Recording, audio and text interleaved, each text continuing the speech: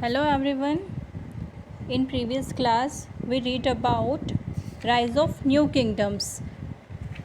After the death of Harshvardhan king, how new kingdoms rises. हमने previous class में क्या पढ़ा था कि कैसे न्यू किंगडम्स राइज होने लग गए after the death of Harshvardhan king. जो छोटे छोटे किंगडम्स बनने लग गए थे वो कैसे बने थे ये हमने लास्ट क्लास में पढ़ा था. Now today we study about managing the new kingdoms. जो न्यू किंगडम बने वो लोग कैसे अपने किंगडम को एडमिनिस्टर करते थे, कैसे वो शासन करते थे, कैसे अपने किंगडम को चलाते थे, वो आज हम पढ़ेंगे.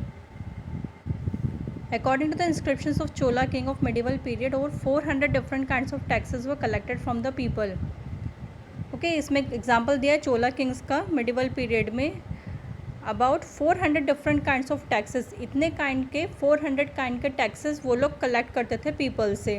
क्योंकि किसी भी चीज़ को एडमिनिस्टर करना तो उसके लिए मनी तो चाहिए. विदाउट मनी कैसे आप शासन कर पाएंगे किंग्स, इसलिए वो लोग टैक्स लेते थे. 2 टाइप के मेन टैक्सेस में बताए हैं, वैटी एंड कदमाई. वैटी जो टैक्स होता था वो लोग पीजेंट से लेते थे, मीन्स फार्मर्स से लेते थे. कैसे कि वो लोग फार्मर से विलेज में काम करवाते थे फ्री में. और कदमाई एक टैक्स होता था जो कि लैंड के ऊपर लिया जाता था. जो लैंड पे वो लोग वर्क करते थे, फार्मर्स की जो लैंड होती थी उस पर वो लोग टैक्स लेते थे. Okay, so managing the new kingdom, above activity tells us that king collect different types of taxes from people. Above activity means ये जो चोला किंग का एग्जाम्पल दिया, इससे हमें क्या पता चला कि वो लोग पीपल से डिफरेंट टाइप के टैक्सेस लेते थे.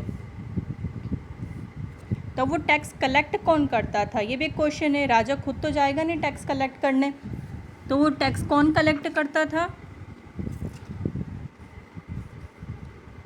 The Kings were the supreme power in the kingdom. Kings कौन होते थे, वो तो सुप्रीम पावर होती थी, सबसे ऊपर होता था. दे टुक ग्रैंड टाइटल्स, उन्हें टाइटल्स दिया जाता था, maharaja, adhiraja, means great king of kings, Tribhuvan Chakravarti, the emperor of the 3 worlds to glorify themselves. इस टाइप के उन्हें टाइटल्स दिए जाते थे. The rulers also depicted themselves as brave, fearless and victorious warriors in the prashastis. Prashastis हमने लास्ट चैप्टर में पढ़ा था. क्या होती है प्रशस्तीज? एक कॉपर प्लेट होती है जिस पे राजा की डिटेल्स लिखी हुई रहती है. ओके, सो वो प्रशस्तीज पे अपनी बहुत ज़्यादा प्रशंसा लिखवाते थे कि हम लोग बहुत ब्रेव हैं, फियरलेस हैं, विक्टोरियस हैं एंड ऑल दैट. और वो प्रशस्तीज कौन बनाता था? Brahmins. Despite this titles and prashastis the king could not rule all by himself and shared power with samantas and various associations of peasants, traders, Brahmins who helped him to run his kingdom. Okay, अभी titles और प्रशस्तीज तो राजा को मिल गई, लेकिन इसके बाद भी राजा खुद तो सारा सब कुछ काम नहीं कर सकते. तो उन्होंने रूल करने के लिए अपने सामंतास बनाए, जो पीजेंट्स होते थे, ट्रेडर्स होते थे, ब्राह्मण्स होते थे.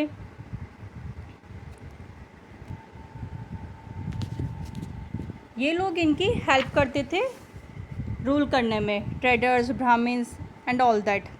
People from influential families and close relatives of the kings held key positions in the army. जो इन्फ्लुएंशियल फैमिलीज होती थी, मीन्स जो प्रभावशाली फैमिलीज होती थी, रिच फैमिलीज होती थी वो, और जो किंग्स के रिलेटिव्स होते थे, उन लोगों को आर्मी में पोजीशंस मिलती थी. This positions were often hereditary. Now next is revenue collection, means tax collect कौन करता था. Revenue taxes were the main source of income of medieval Kings. ये रेवेन्यू जो टैक्स होते थे ये मेन सोर्स ऑफ इनकम होता था किंग्स का, इसी से इन्हें मनी मिलती थी. Therefore revenue collection was the most important part of managing kingdom. इसलिए जो रेवेन्यू कलेक्शन होता है ये सबसे इम्पॉर्टेंट पार्ट था किंगडम को मैनेज करने के लिए.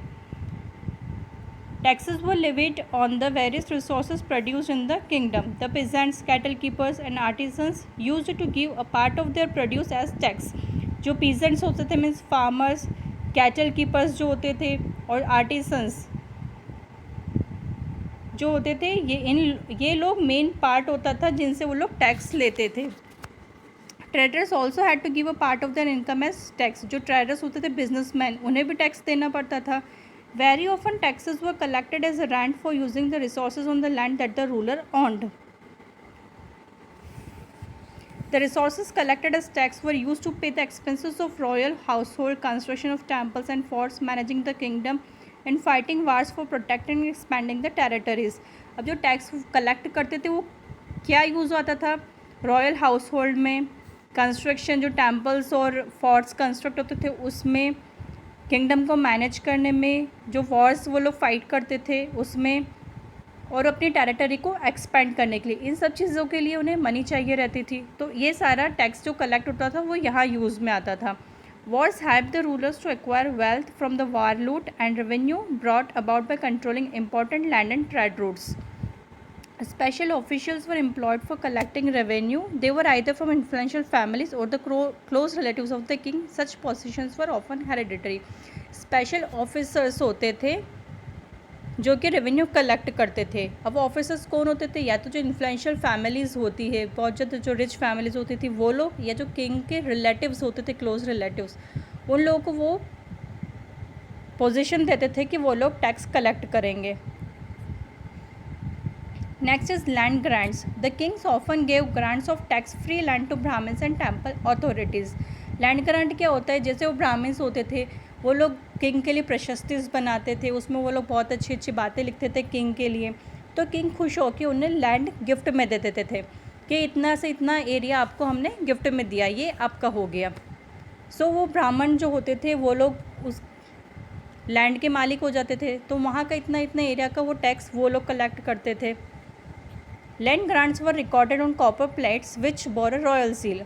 अब कैसे पता चलता था कि राजा ने ये ज़मीन ब्राह्मण को दे दी? तो उसके लिए जो वो प्रशस्ति बनाते थे, जो कॉपर प्लेट्स बनाते थे, उसके ऊपर राजा सील लगा के देता था कि ये इतना से इतना एरिया आपका है, तो उस पर जो शाही सील होती थी, रॉयल सील, वो उस पर लग जाती थी. This plates were then given to recipients of the land. फिर वो प्लेट, वो जो भी लैंड रेसिपेंट है, जिसको भी वो राजा ने ज़मीन दी है, उसको प्लेट्स दे दी जाती थी. Those who receive land grants could collect tax from it. Okay, so जितनी ज़मीन जिसको मिली है उतने एरिया का लैंड वही कलेक्ट, उतने एरिया का टैक्स वही कलेक्ट करता था. History of the king of Kashmir. Kalhana, who lived in 12th century, composed a long Sanskrit poem on the history of Kings of Kashmir. अभी कल्हाना कौन एक ऑथर थे जिन्होंने 12th century में एक संस्कृत पोएम कंपोज की थी. किसके ऊपर? जो कश्मीर में जितने भी किंग्स रहे उनकी हिस्ट्री के ऊपर. This historical poem known as Rajatarangini और the river of kings provide valuable social and political information about Kashmir. इस पोएम को उन्होंने क्या नाम दिया था? राज तरंगिनी और द रिवर ऑफ किंग्स. उसमें उन्होंने जितने भी किंग्स के सोशल और पॉलिटिकल इन्फॉर्मेशन थे कश्मीर की, वो सारी उन्होंने उसमें प्रोवाइड की.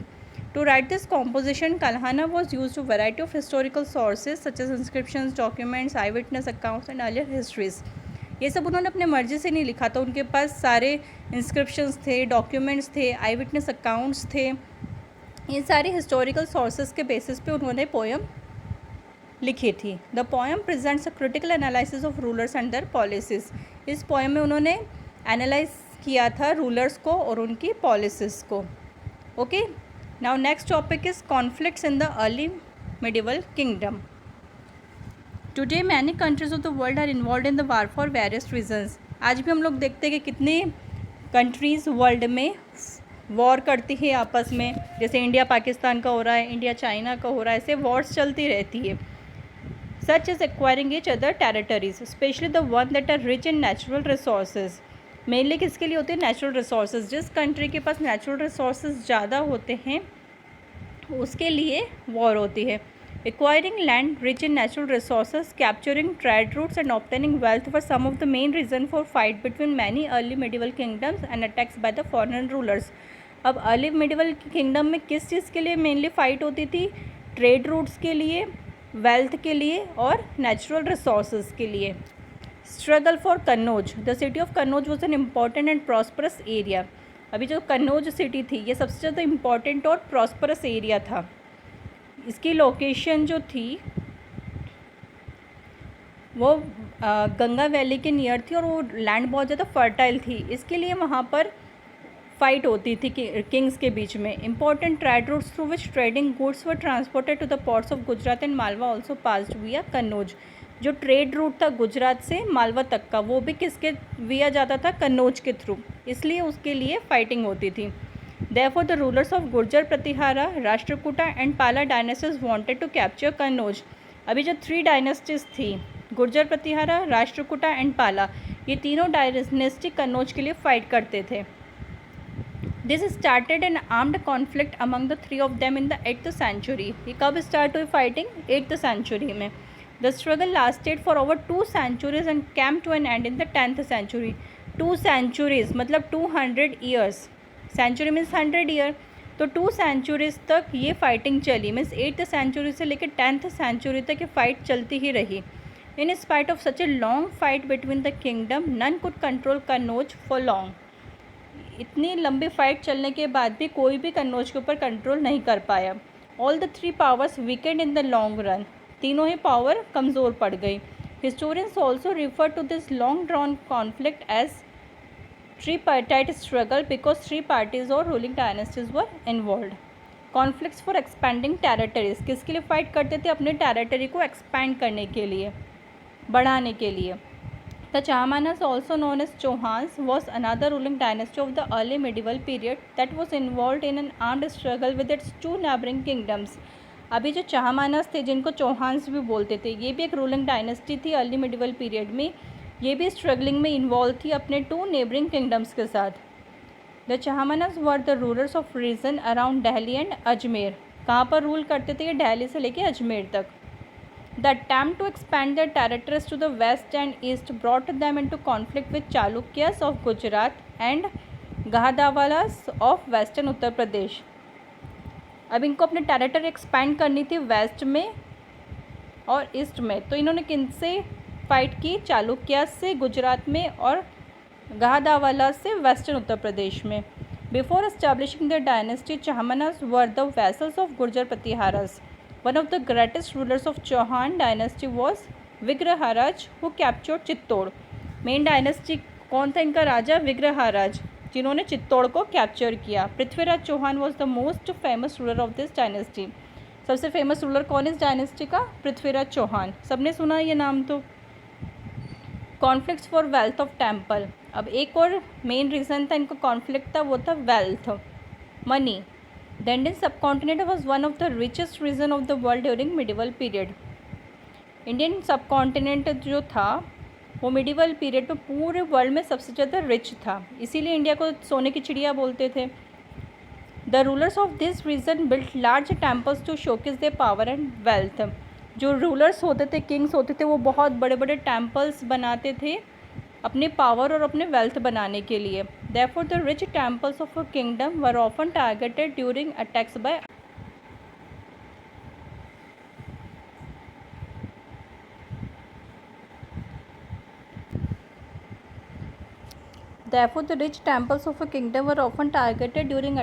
Other rulers. सो जो रिच टेम्पल्स होते थे किंगडम के, ये मेन टारगेट होता था अदर रूलर्स का अटैक करने के लिए. Sultan Mahmud is well known for a series of attack on rich temple of India.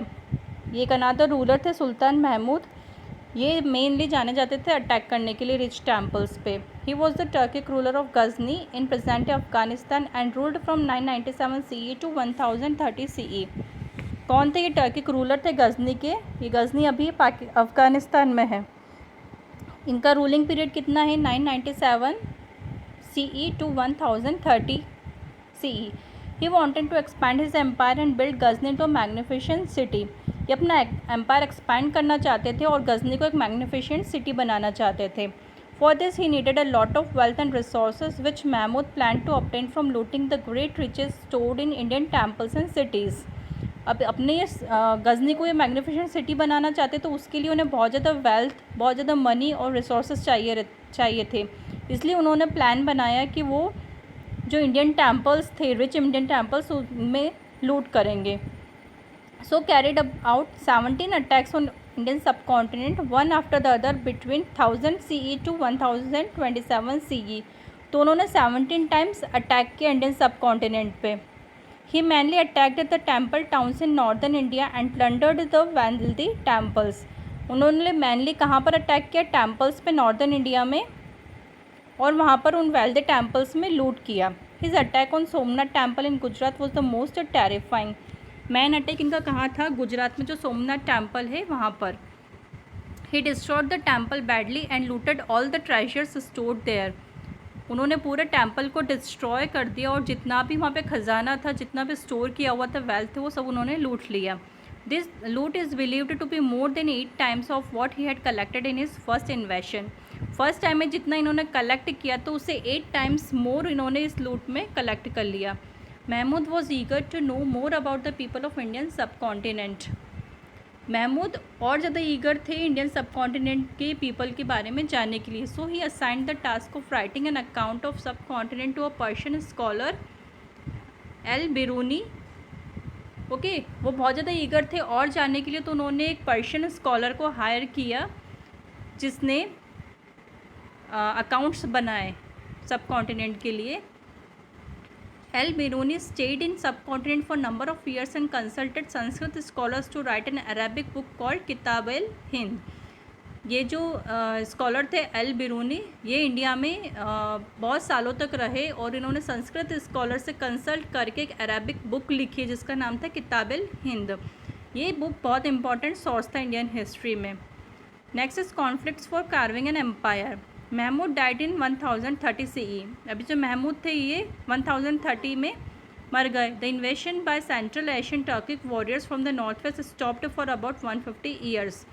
सो ये जो सेंट्रल एशिया से टर्किक वॉरियर्स आए थे, ये 150 साल के लिए तो इनका स्टॉप हो गया कॉन्फ्लिक्ट करना। However in 1191 CE a Turkic ruler sultan Muhammad attacked the subcontinent with the intention of establishing his rule here. फिर 1191 CE में एक और रूलर आए टर्की से जिनका नाम था सुल्तान मोहम्मद। इन्होंने फिर अटैक किया सब कॉन्टिनेंट पे और अपना रूल इस्टेब्लिश कर लिया। Mohammad was the ruler of a small Afghan kingdom named Ghor. ये स्मॉल अफगान किंगडम पे रूल करते थे जिसका नाम था Ghor. He was defeated by Chahamana ruler Prithviraj III in the first battle of Tarain. इन्होंने पृथ्वीराज III से बैटल फाइट किया। 1192 CE में मोहम्मद ने फिर से अटैक किया और पृथ्वीराज को किल कर दिया फिर in second battle of Tarain और अपना रूल इस्टेब्लिश कर लिया। This event is the turning point in the history of India as it marked the beginning of Muslim rule in the subcontinent. ये एक टर्निंग पॉइंट था Indian history में जहाँ से मुस्लिम रूल का setup start हो गया। Thus many rulers fought wars in early medieval period for accumulating wealth. So ऐसी बहुत सारी वॉर्स हुई मिडिवल पीरियड में वेल्थ के लिए। Okay, understood.